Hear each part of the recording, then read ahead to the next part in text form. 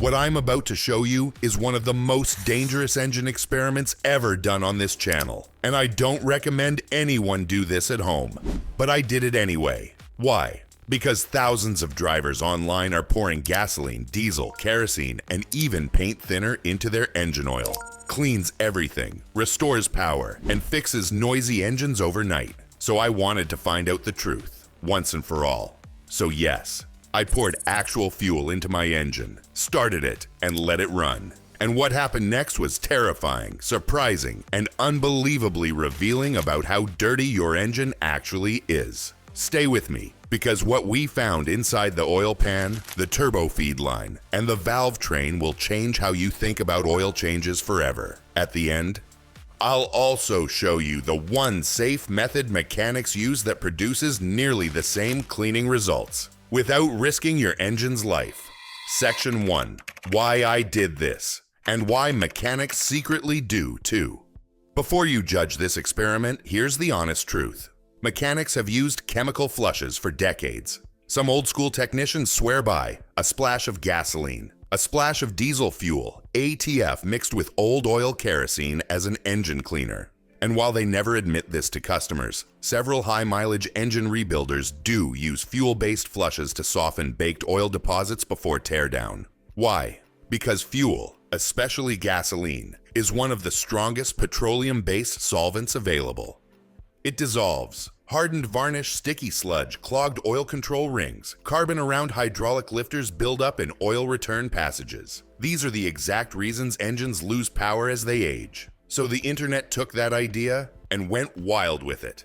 But here's the real danger. Gasoline thins oil to the point where the engine is barely protected. A few seconds too long and the engine could seize. And that's exactly why I wanted to test it under controlled conditions. Section 2. The test vehicle. Perfect candidate or death sentence. The vehicle I used was a 168,000-mile Toyota 4-cylinder, known for being tough and surviving abuse. But this particular engine had issues. Noticeable.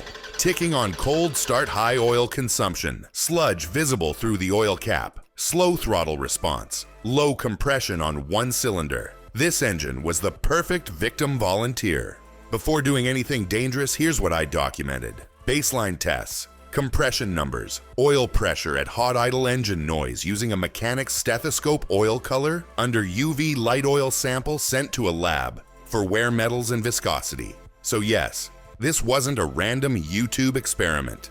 This was a controlled, mechanic-approved test with real data. Section 3.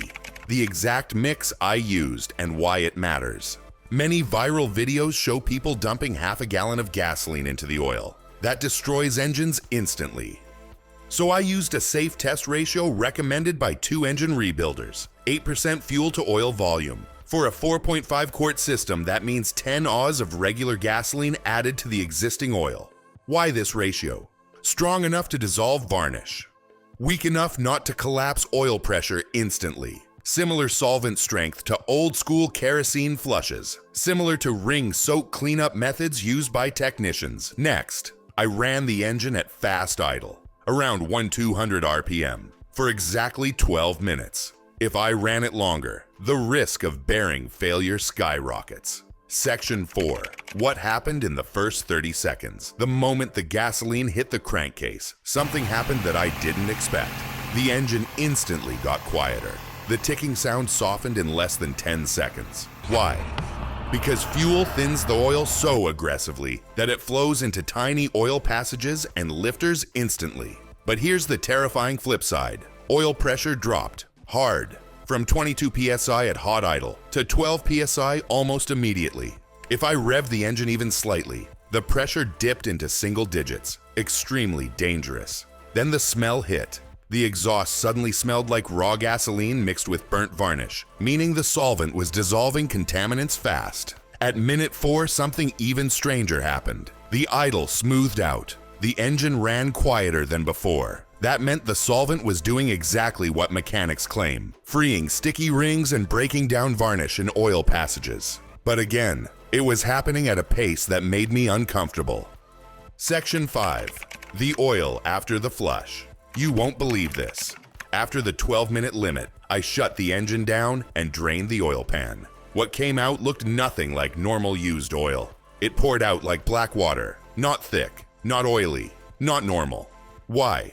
Because gasoline had thinned the oil so much that the sludge in the engine became suspended in the mixture. Inside the drain pan, we saw floating flakes of carbon-soft sludge clumps, small particles of varnished brown jelly-like deposits, metallic shimmer, early bearing wear. This mixture confirmed two things. Fuel flushes dissolve sludge fast. Fuel flushes also break loose debris that can clog passages. That's why it's so dangerous to run this experiment longer than a few minutes. Section 6. What we found inside the oil filter. Shocking.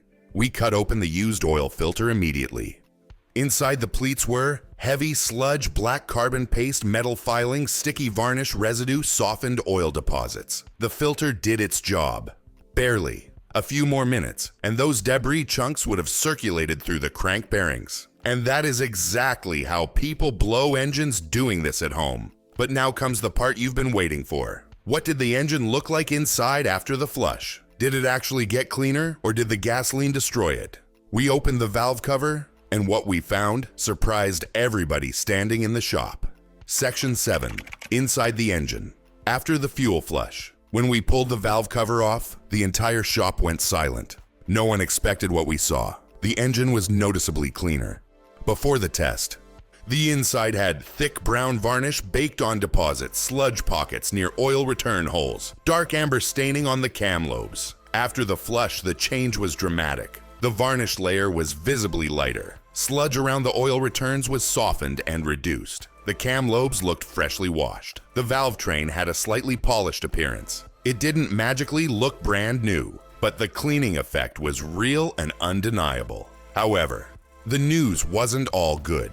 When we inspected the cam bearing caps and the timing chain tensioner, we found something concerning. Early signs of metal-on-metal scoring. These were faint scratches, the kind that show up when oil becomes too thin to protect against friction. This confirmed what mechanics always say. Yes, gasoline cleans, but it also erases your oil's ability to protect. If this test had run just 5 minutes longer, the damage would have been severe. Section 8. Compression test results. Surprising. Next, we rechecked compression. Before the test, cylinder 1, 171 pounds per square inch. Cylinder 2, 168 pounds per square inch. Cylinder 3, 158 pounds per square inch. Weak. Cylinder 4, 169 pounds per square inch. After the gasoline flush, cylinder 1, 174 pounds per square inch. Cylinder 2, 172 pounds per square inch. Cylinder 3, 165 pounds per square inch, plus 7 pounds per square inch. Cylinder 4, 171 pounds per square inch. That's right, compression improved, especially on the weak cylinder. Why? Because dissolving carbon and sludge around the piston rings allowed them to seal better. This is why mechanics sometimes use ring soak methods with harsh solvents. Fuel inside the crankcase briefly did the same thing, but again, the risk far outweighs the benefit. You wouldn't fix a headache by punching yourself in the face, right? Same idea. Section 9. The oil pressure test. The scariest part. After draining the flush mixture, we filled the crankcase with fresh synthetic oil, installed a new filter, and ran the engine again. Guess what happened?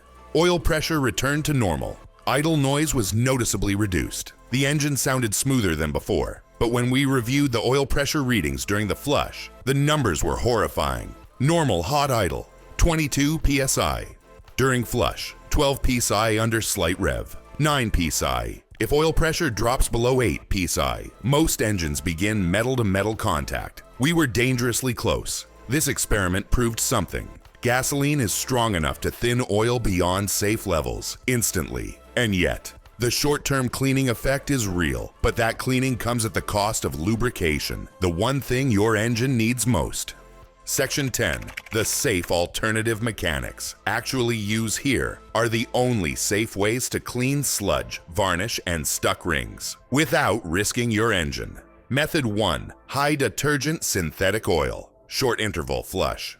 Use a premium synthetic oil like Pennzoil Ultra Platinum, Amsoil Signature, or Mobil 1 EP, and run a 1,000 to 1,500 mile short interval.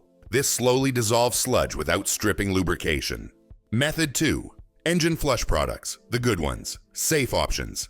Liqui Moly, engine flush, CRC engine treatment, BG-EPR, professional grade. These use controlled detergents, not fuel. Method 3. Piston ring, soak for low compression. Mechanics use Berryman B12, Seafoam in small amounts, GM top engine cleaner. But these are applied to cylinders, not the crankcase. Method 4. Frequent oil changes with high detergent oils. If your engine is dirty, 3 short oil changes work better than any solvent. Final verdict. Should anyone ever put fuel in their engine? After seeing the results up close, would I ever pour fuel into an engine oil system again? No.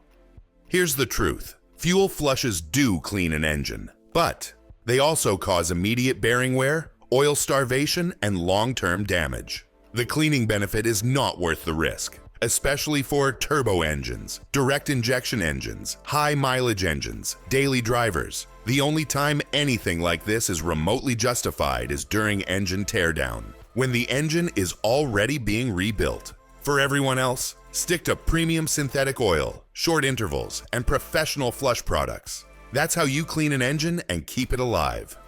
If you learned something new today, hit like and tell me in the comments. And if you want more brutal mechanic truth bombs like this, make sure to subscribe because the next test might be even crazier.